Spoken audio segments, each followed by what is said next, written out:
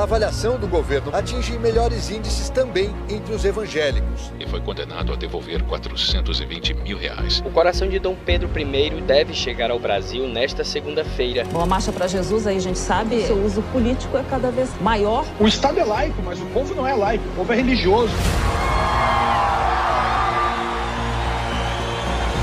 Se identificou 2 urnas, que eu digo adulteradas. Eu, por mim, botava esses todos na cadeia, começando no STF. Nós estamos aqui para defender a democracia. Somos nós que decidimos quem votar, quem será o nosso presidente. Não há garantia de imparcialidade. O crime não vencerá a justiça.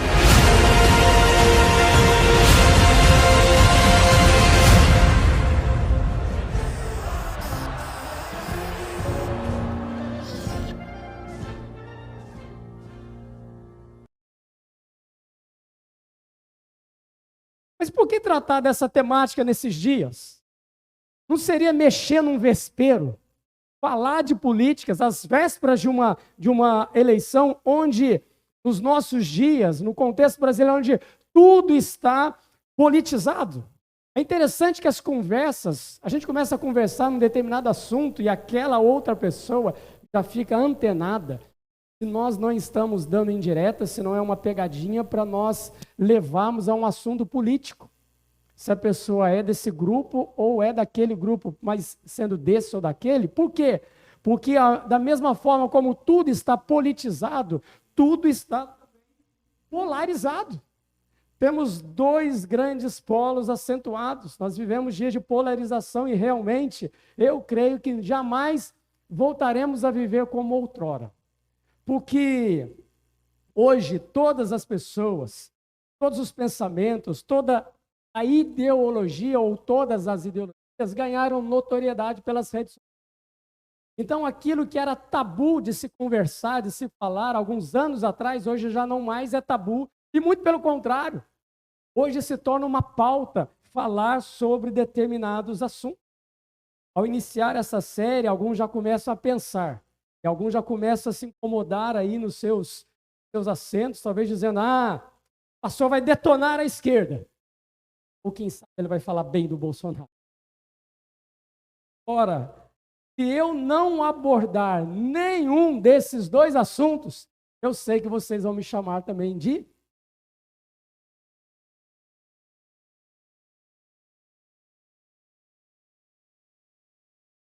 Talvez essa série temida pergunta.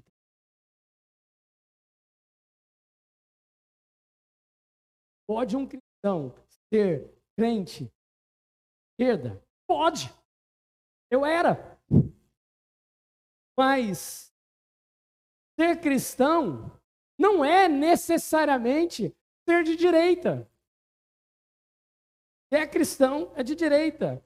Porque nesse contexto sempre temos ou direita ou esquerda. E é interessante porque se eu falo de família, Deus, trabalho, nós somos taxados da direita. Mas espera aí, a grande figura da direita, o grande expoente da direita hoje no país, ela já se casou 3 vezes. O grande cara que fala de família, ele já teve 3 casamentos. E o nome de Deus, por mais que alguns digam que é usado na sua boca de forma leviana, ou toda hora ele fala o nome de Deus em vão, mas isso para mim também não é problema. Nosso foco deve ser orar por essas pessoas, assim como ele, assim como os demais candidatos.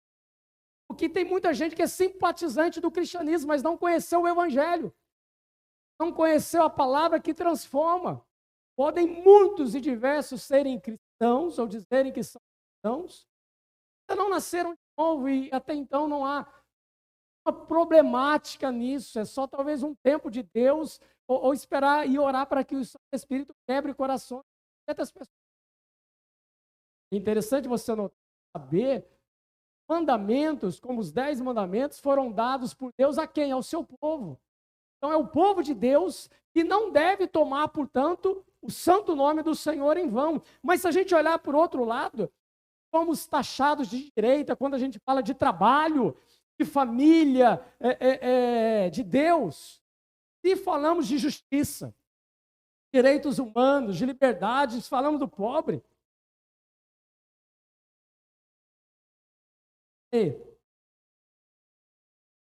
A grande figura da esquerda hoje no Brasil é um corrupto, condenado e não preso. Qual a diferença? É que ele não está preso e quer saciar a liberdade das pessoas. E daí? Como a gente se posiciona? Somos da direita ou somos da esquerda? Então, quem é que foi quem disse alguns assuntos são exclusivos de alas ou de ideologia política? A Bíblia fala como nunca, de defender o direito do órfão, da viúva. Seria isso pauta? Ou seria isso pauta da palavra de Deus, pauta bíblica? Pauta esquerdista. A Bíblia fala como nunca de família, de trabalho e, claro, de Deus. Isso seria, portanto, uma pauta exclusivista da direita?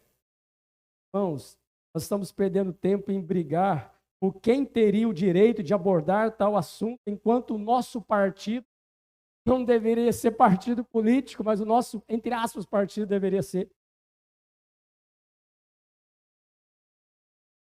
Vamos ter partidos, embora nós temos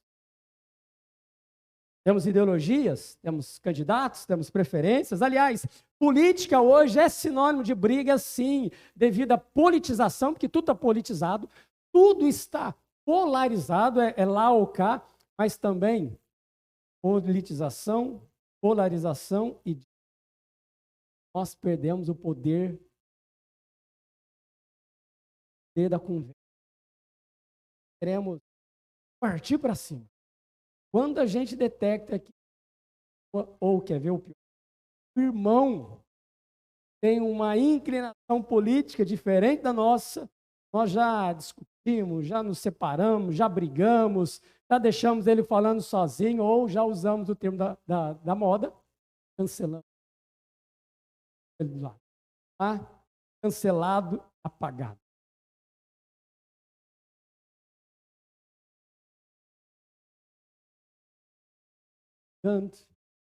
Colegas de trabalho que não topam mais a viram dos vizinhos.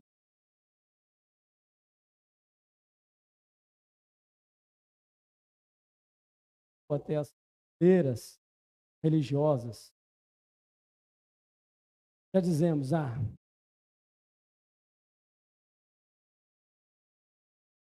vida.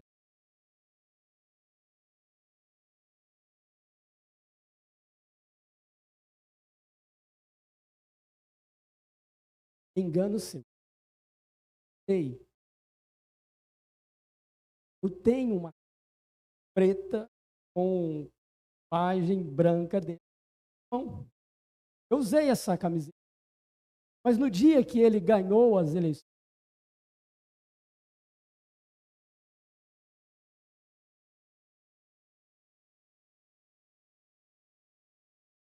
gostou muito. Eu não sou Bolsonaro. No dia que ele ganhou, eu me tornei Brasil.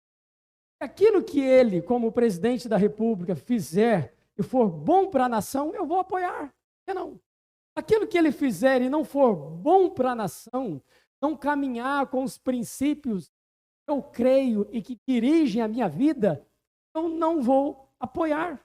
Não terá o meu apoio. E foi assim comigo, da mesma feita que quando no passado eu votei no Lula. E fiz a campanha para o Lula em 2002. Participava dos diretórios, participava das convenções. Tenho fotos ao lado, até então candidato. Chorei no discurso de posse dele, assisti o discurso inteirinho. Estava muito triste porque naquele dia, que foi um domingo, eu estava escalado para pregar. Eu não pude. Porque até então, eu era da direita, decepção. apoiava as ações dignas, eu achava até então que eram dignas de relação.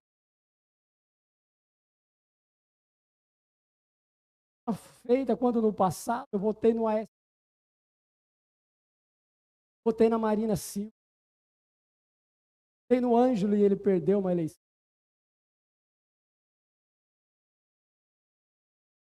Subi em palanques de PT aqui para pedir votos para um candidato do PT.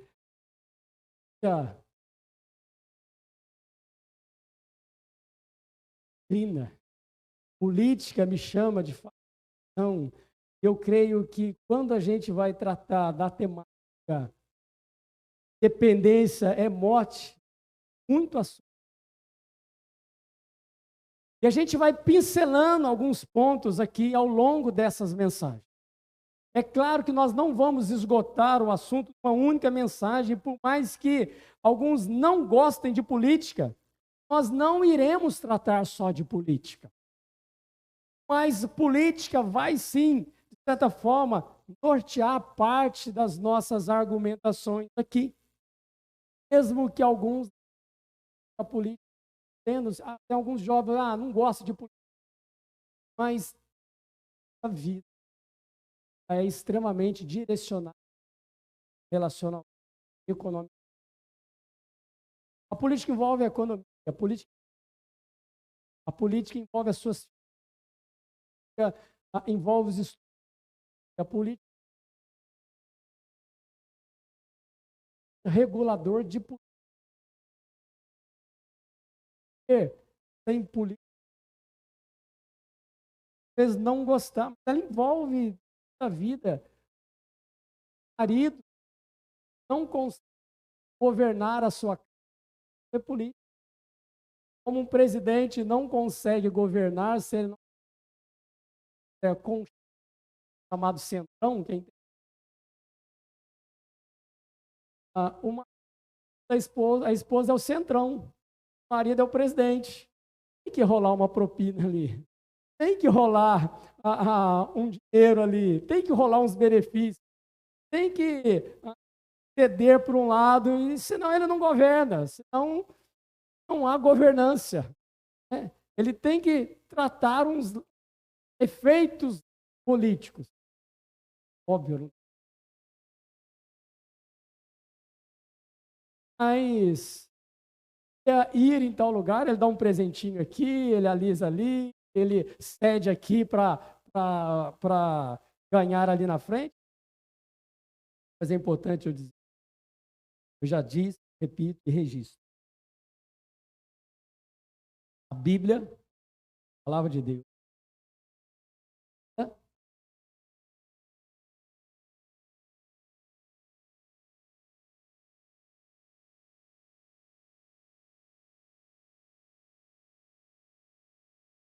políticos numa visão de princípios do Cristo, do Filho de Deus.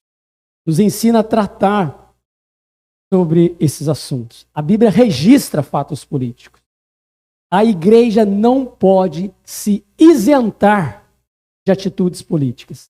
A igreja ela deve influenciar as políticas. A igreja deve influenciar as políticas de uma cidade.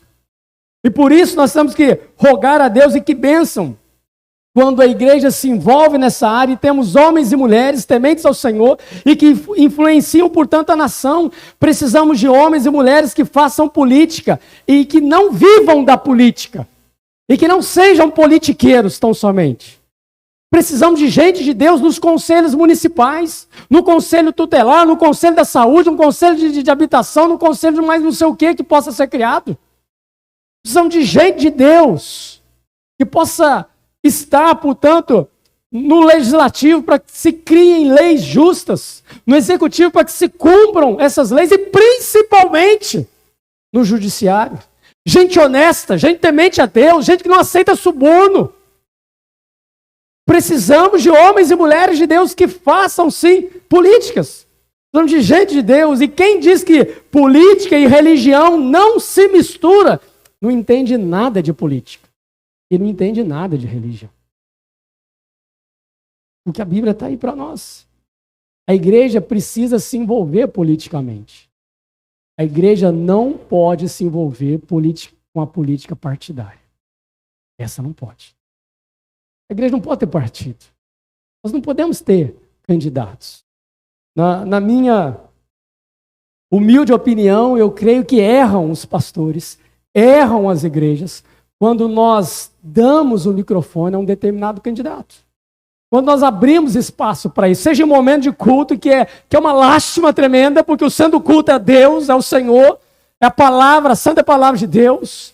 Mas quando fazemos em anexo as chamadas reuniões políticas e apresentamos, portanto, os nossos candidatos, eu creio que a igreja erra, e erra muito, quando ela assume posições partidárias, seja deste ou daquele candidato. Ah, mas é um irmão. Ah, mas nós já tivemos aqui na nossa igreja, no último pleito municipal, 2 irmãos concorrendo. Em nenhum momento os chamamos aqui, demos a palavra para eles. E não foi assim ao longo da história dessa igreja, e que Deus permita que não seja doravante da mesma forma.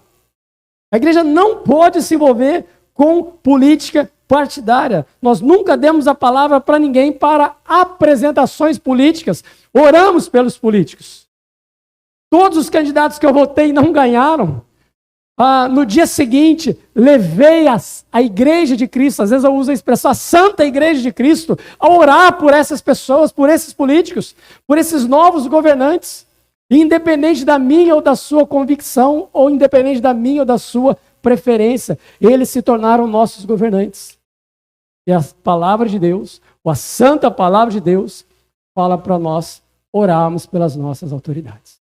Mas é difícil, porque você talvez vê a palavra de Deus para orar, mas você quer orar se você tem uma simpatia por aquele candidato. Mas não é nada disso que a Bíblia nos diz.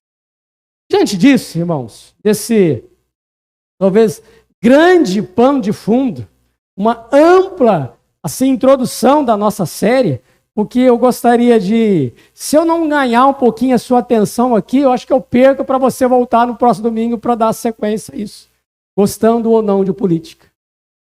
Mas como eu disse, não iremos tratar só. Ela é o pano de fundo para nós conversarmos de diversos assuntos relacionados aos dias que vivemos, principalmente as eleições que teremos e o momento que a nossa nação, portanto, está enfrentando, está vivendo.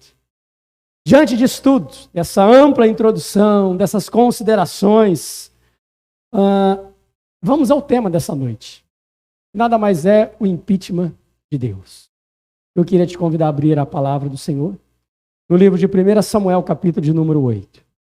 Samuel, capítulo 8, conta-nos a história de um profeta. Conta-nos a história de um juiz. Conta-nos a história de uma nação, a nação de Israel, a nação do Senhor. Diz o seguinte, 1 Samuel, capítulo número 8, a partir do versículo 1. Tendo Samuel, eu vou ler na versão revista e atualizada. Tendo Samuel envelhecido, constituiu seus filhos por juízes sobre Israel. Acompanhe essa história. Deixa a sua Bíblia aberta. Vai lendo, segundo as palavras da tradução que você tem. Versículo 2. Primogênito chamava-se Joel e segundo Abias. Eles foram juízes em Berseba. Porém, seus filhos não andaram pelos caminhos dele quem? Samuel, seu pai. Antes se inclinaram à avareza e aceitaram subornos e perverteram o direito. Então, os anciãos, todos de Israel, se congregaram e vieram a Samuel, a Ramá, e lhe disseram: já estás velho, os teus filhos não andam pelos teus caminhos. Constitui-nos, pois, agora um rei sobre nós, para que nos governe, como tem todas as nações. Porém, essa palavra não agradou a Samuel, quando disseram: dá-nos um rei, para que este nos governe. Então Samuel orou ao Senhor. Disse o Senhor a Samuel: atende a voz do povo em tudo que o povo está pedindo. Talvez aqui, só um parênteses, as pessoas dizem: está vendo? A voz do povo é a voz de Deus. Mas Deus está dizendo para Samuel: atende a voz do povo em tudo que o povo está te pedindo, pois não te rejeitou a ti, mas a mim, para eu não reinar sobre ele. Segundo todas as obras que fez, desde o dia em que o tirei do Egito até hoje, pois a mim me deixou e a outros deuses serviu, assim também o faz a ti. Agora, pois, atende a sua voz, porém, adverte o povo, explica para o povo, solenemente, explica-lhe qual será o direito do rei, já que eles querem um rei. Quais serão os direitos do rei que houver de reinar sobre ele? Eu vou pular um pouquinho e vou lá para o versículo de número 19. Samuel explica para o povo quais são os direitos do rei. Porém, versículo 19, o povo não atendeu a voz de Samuel e disse: não, mas teremos um rei sobre nós, para que sejamos também como todas as nações. O nosso rei poderá governar-nos, sair adiante de nós e fazer as nossas guerras. Ouvindo, pois, Samuel todas as palavras do povo, as repetiu perante ao Senhor, ou seja, orou de novo ao Senhor. Então o Senhor disse: atende a sua voz, estabelece-lhe rei. Eu disse aos filhos de Israel: volte cada um. O impeachment de Deus. Impeachment. Eu sei que essa palavra, pelo menos para os mais novos, né, ela ganhou força no impeachment. Não mesmo. Uma ação naquela, ou portanto, saída da então presidente, e que Deus foi citado ali 59 vezes pelos parlamentares. Você lembra desse fato? Os parlamentares, os deputados ficaram ali, diziam sim ou não. 59 deputados disseram sim, por Deus, ou alguma coisa relacionada a Deus. Deram, portanto, Deus estava presente no impeachment. Deus estava presente porque o nome de Deus foi invocado 59 vezes. Aliás, a sessão de abertura pelo presidente da Câmara, Cunha, começou dizendo assim: Deus tenha misericórdia.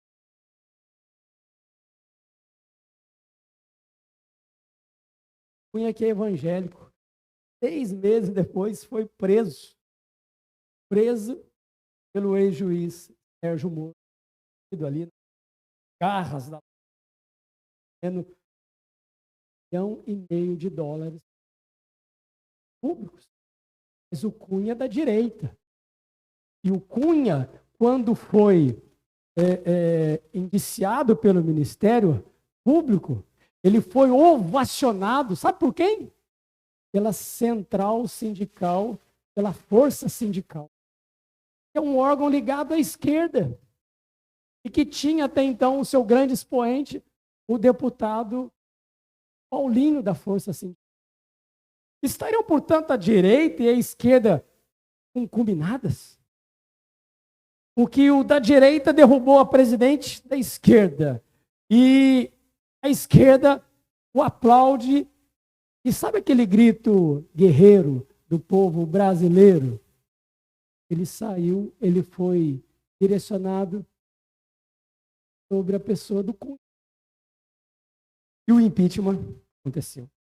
Vai entender de política. Bom, parece-nos que usar o nome de Deus nem sempre vai nos livrar de algumas situações. Versículo 1 diz que quando Samuel ficou velho, ele pôs os seus filhos como juízes de Israel. Eu passei rápido uma situação aqui, porque eu acho que eu não preciso explicar para todos o que é impeachment, né? Alguém não sabe? Senão, rapidão eu explico. Todo mundo já ouviu falar de impeachment? Beleza? Posso seguir? Acho que se o Jesus não soubesse, você explica para ele rapidinho na língua dele, maravilha. Hã? Beleza. Versículo 1. Quando Samuel ficou velho, ele pôs os seus filhos como juízes sobre Israel. Vamos ver algo sobre o período dos juízes. Me ajudem aqui, participem aqui comigo.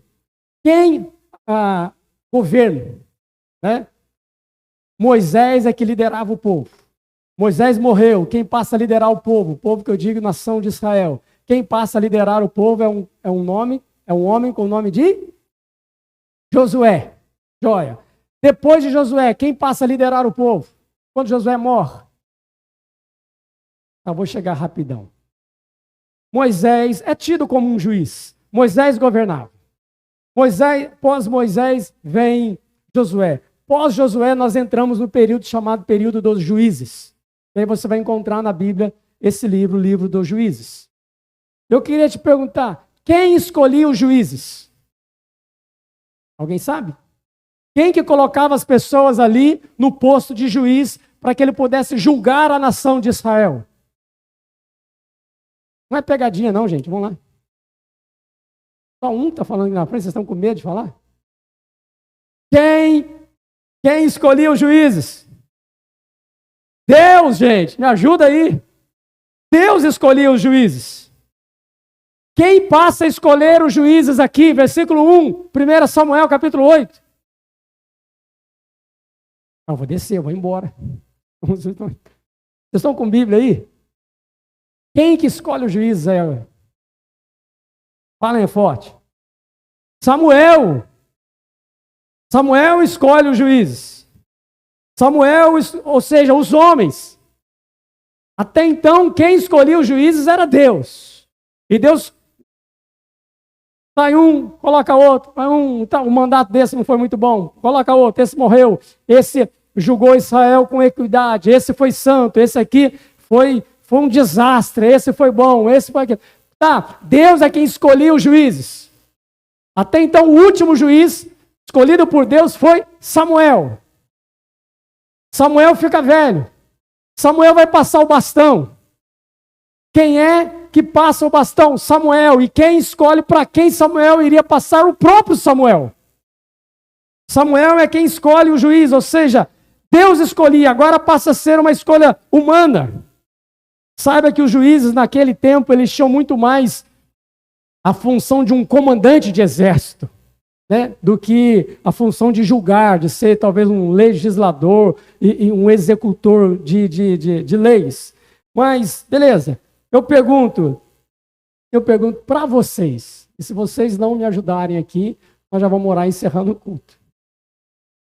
Quem escolheu o prefeito da sua cidade? Quem escolheu os vereadores? Quem votou para governador? Exatamente o povo. Quem é o povo? Eu vou fazer mais uma pergunta. Deus vota? Quem escolheu essas pessoas? Foram nós. Vamos mais adiante. Quem determinou acerca do homem com que você se casou?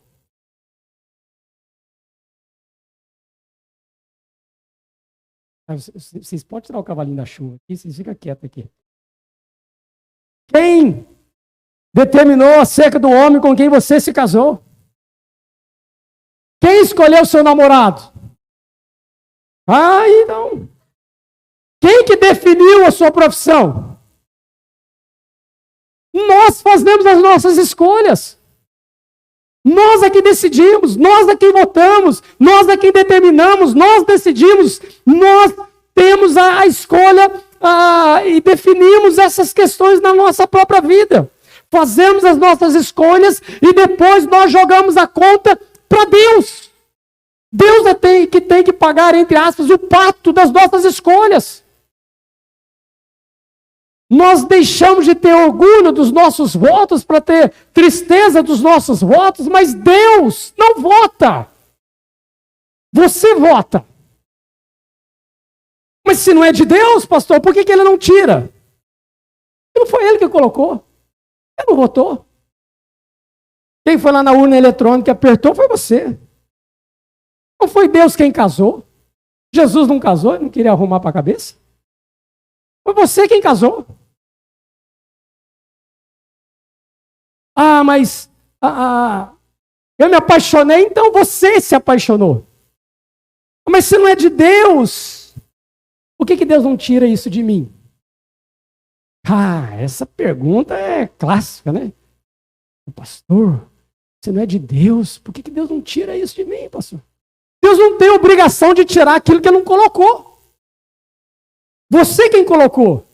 Você que se apaixonou. Você que gamou. Você que decidiu. Você que fez, portanto, tais escolhas. E aqui eu não estou abordando pontos teológicos nenhum. Eu estou abordando vida, eu não estou falando de salvação, eu não estou falando tudo que a gente está aprendendo na escola discipuladora, que Deus que escolhe os discípulos, que Deus que chama, que Deus isso e aquilo. Eu não estou falando em plano salvífico, eu estou falando de vida, e a vida como ela é.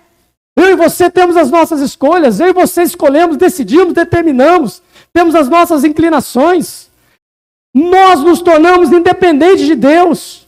Nós tomamos as nossas decisões, fazemos as nossas escolhas, deixamos que seja feita a nossa vontade aqui na terra e que ela seja, portanto, aprovada nos céus. E com isso, nós caminhamos com os nossos sonhos para a morte da nossa paz, para a morte da nossa esperança, porque nos tornamos independentes da vontade de Deus. E entenda, a independência de Deus é morte. Morte de paz, morte de sonhos, morte de esperança, morte de vida. Porque nós é quem decidimos. E interessante como a maioria de nós, em relação a eleições, nós temos vergonha dos nossos votos, enquanto era para nós termos orgulho dos nossos votos. Votou errado, irmão? Pois é. Espera 4 anos. Vota em outro, da próxima vez. Profissão errada? Faz outro curso. Decida, corra atrás. Namoro torto? Termina. Casou errado? Se lasque. É que a morte. Espera alguém morrer. Simples. Algumas nações foram ao caos. Algumas nações foram ao caos porque eles deram um impeachment em Deus. E começaram a decidir o seu rumo. Fizeram as suas escolhas. Decidiram as suas vidas.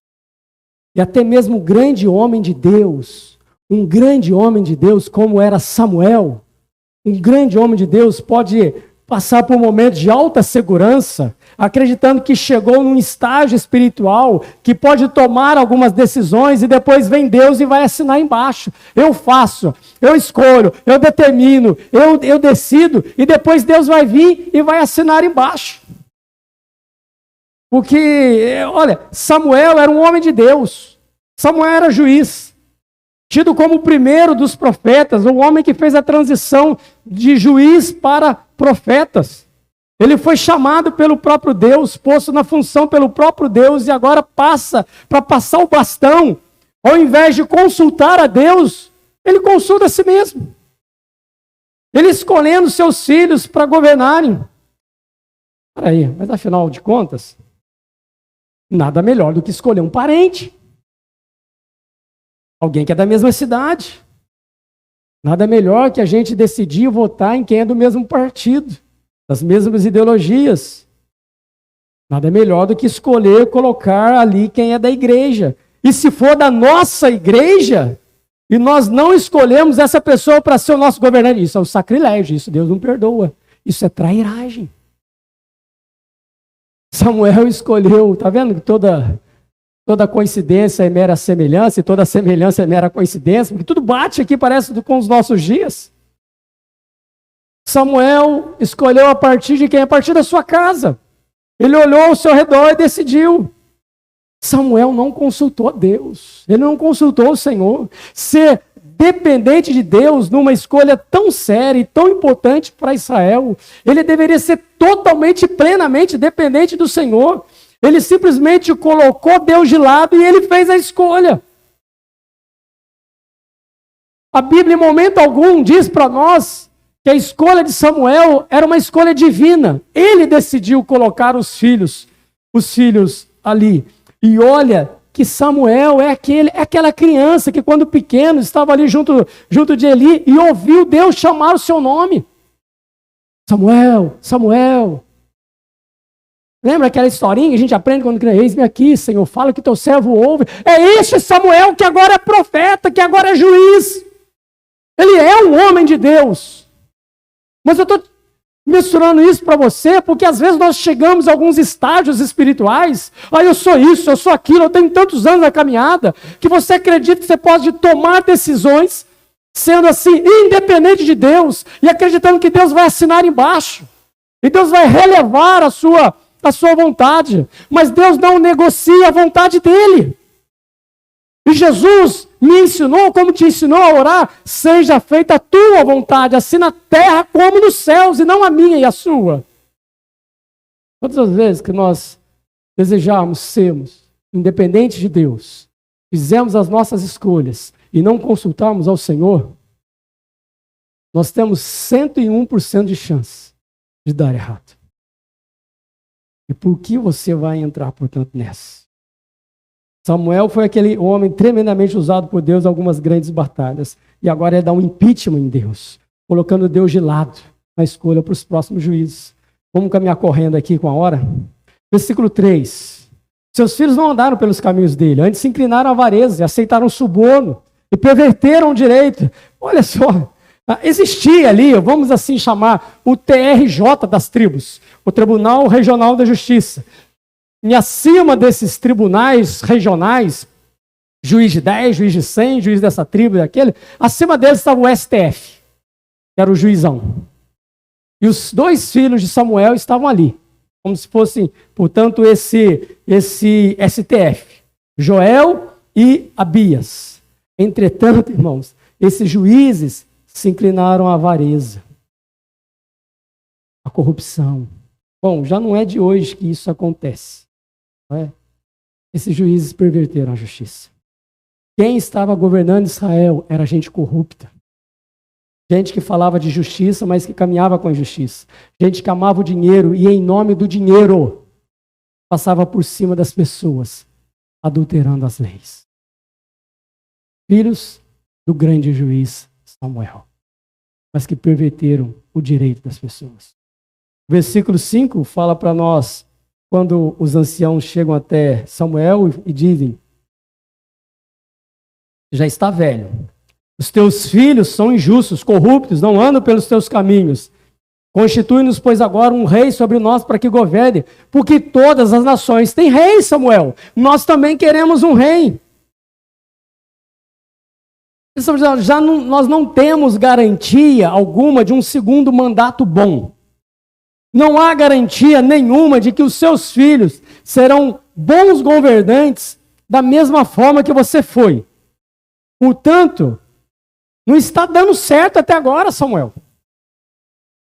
O seu substituto, o homem que você colocou ali, Samuel, não está se saindo bem. Nós aqui queremos escolher agora. Você colocou eles. Nós aqui queremos decidir. Nós aqui queremos escolher quem é que vai reinar sobre nós. E aí eu pergunto, e quando que Deus iria escolher, portanto? Primeiro foi Samuel, agora o povo. Eles não pararam, vamos pedir para Deus. É Deus quem determina, é Deus quem faz, é Deus quem faz as suas proezas e maravilhas sobre nós. Vamos depender de Deus. Mas não, você decidiu e está errado. Estamos num mau caminho, agora sou eu que vou decidir. Olha para onde eles estavam caminhando. Gente, isso aqui é história da nossa vida. Isso aqui não é só política. Está entendendo? O marido decidiu, pensar, você errou, agora eu que vou escolher. Piorou. Não. A mulher decidiu para esse lado, tá vendo? Fui ouvir você. Em viagem tem muito disso, né? Para o carro, pergunta aí onde. Não, eu sei para onde vai, está perdido. 45 minutos caçando, agora eu que vou decidir. Vai para aquele lado, quando vê se saiu para outra cidade. Mas me parece que não é essa cidade nossa. Pois é, a gente ia para o norte, nós estamos no sul. Exatamente isso. Quando é que a gente vai parar e vai consultar Deus, então?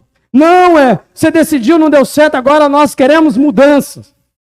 Você decidiu, não está dando certo, o seu substituto não está saindo bem. Queremos um rei para nos governar, um rei para ir adiante das nossas guerras. Acontece que antes deles pedirem, olha que interessante, um rei, eles têm duas boas justificativas. E não é assim normalmente que a gente faz com Deus. Nós temos argumentos, você tem justificativas para apresentar diante de Deus, e você acredita que essas justificativas são boas, são santas, são aceitáveis. Eles dizem o seguinte, você está velho, Samuel, está vendo? Você está gagá, Samuel, você não pode mais ser juiz. Você está velho, a gente tem que tomar um outro rumo. Você está velho e a segunda justificativa, os seus filhos são um desastre. Então, não tem como você decidir, não tem como você ser juiz, não tem como você determinar mais nada. Você está velhinho. E quem você colocou, não vira nada. Nós temos a solução. Queremos um rei. Os filisteus têm um rei. Os midianitas têm um rei. Os jabuseus têm um rei. Os mais não sei o que eus têm um rei. Nós temos ninguém. Quando eles falam isso para Samuel, versículo 6 e versículo 7 diz que Samuel ora a Deus. O que Samuel fala para Deus? Eu não sei o que Samuel fala para Deus. Eu sei o que Deus fala para Samuel, porque o versículo 7 responde isso para nós. Samuel, como homem de Deus, ele ora, e nós não sabemos então as palavras, mas aí Deus diz para Samuel assim, o povo me deu um impeachment. Samuel, o povo não quer que eu governe. Eles não querem ser governados por mim. Israel sempre na sua história preparou um impeachment para mim. Mas agora chegou a hora deles terem o que querem. E foi assim a história. O versículo 8 diz que, segundo todas as obras que fez desde o dia em que tirei do Egito até hoje, Deus está conversando com Samuel. E Deus fala para Samuel, desde que eu tirei esse povo do Egito, eles estão me colocando de lado. Eles não querem ser governados por mim. Eu efetivei maravilhas ali no Egito, destruí os deuses de Faraó, os libertei da escravidão. Alguns dias depois, eles já fazem um bezerro de ouro e passam a adorar esse bezerro. Eles não querem ser governados por mim. Olha para trás, Samuel, alguns juízes que vieram antes de vocês fizeram os chamados postes ídolos. O povo passou a adorar esses monumentos, esses postes, exatamente assim, irmãos. Um pedaço de pau, chamado de totem. E o povo, Israel, o povo precisava de algo palpável, de algo visível. E Deus está dizendo, eles me deram impeachment. Eles querem se tornar independentes de mim. Mas sabe o seguinte, Samuel? Se você olhar rapidamente a partir do versículo 10, Deus fala para Samuel, e a partir do versículo 10, Samuel diz ao povo, tudo bem, vocês querem um rei, né? Vocês querem políticos para governar vocês. Saibam que ao final isso vai sair caro. Preste bem atenção, do versículo 10 ao versículo 17. Dentre outras coisas, Deus estava a dizer, vocês são livres, mas a partir de agora, vocês vão ser servos de um rei. Quem sabe ainda não sejam até escravos.